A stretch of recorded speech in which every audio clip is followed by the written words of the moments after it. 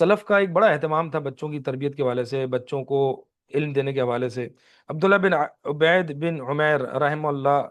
فرماتے ہیں کہ ایک وقت جو ہے وہ کعبے کے پیچھے کوئی ایک حلقہ لگا ہوا تھا، تو ہم بیٹھے ہوئے تھے، عمر بن عاص رضی اللہ تعالی عنہما جو ہیں وہ وہاں سے طواف کرتے ہوئے ہمارے پاس آئے، اور پھر جب انہوں نے طواف مکمل کر لیا تو ہمارے حلقے میں آئے، اور انہوں نے ہم سے کہا کہ یہ کیا بات ہے، میں دیکھتا ہوں کہ تم نے اپنے یعنی بچوں کو دور مجلس میں رکھا ہوا ہے، یعنی یہ جو تمہارا حلقہ بنا ہوا ہے تم نے بچوں کو ساتھ نہیں رکھا ہوا، ان کو دور بٹھایا ہوا ہے، کیوں؟ اوسعوا لہم، ان کے لیے جگہ مزید وسیع کرو، اور انہیں اپنے آپ قریب کرو، وہ افہموہم الحدیث، انہیں حدیثیں سمجھاؤ، انہیں قرآن حدیث سمجھاؤ، انہیں دین کی تعلیم دو، فإنہم اليوم صغار قوم، کیونکہ آج یہ قوم کے چھوٹے لوگ ہیں، چھوٹے ہیں، لیکن ان قریب یہ کل کو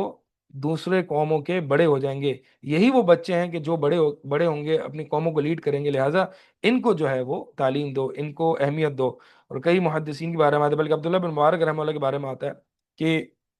یعنی ان کے درس حدیث میں یا مجلس علم میں جو ہے وہ بچے بیٹھے ہوتے، تو بعض اوقات جو ہے وہ بڑی شکایت کرتے کہ آپ بچوں کو بٹھاتے ہیں، تو عبداللہ مبارک رحمہ اللہ کہتے کہ میں تمہارے ساتھ کیا کروں گا، یہ بچے انہوں نے آگے امام بننا ہے، انہوں نے آگے دین کی تبلیغ کرنی ہے، تو یہ زیادہ حقدار ہے کہ میں ان کو سکھاؤں۔ تو یہ عبداللہ بن مبارک رحمہ اللہ کے بارے میں آتا ہے، یعنی یہ دیکھیں کہ کس طریقے سے بچوں کو جو ہے وہ قریب کیا جا رہا ہے، اور دین کے یعنی دین کی تعلیم اور طلب علم پر جو ہے وہ اکسایا جا رہا ہے۔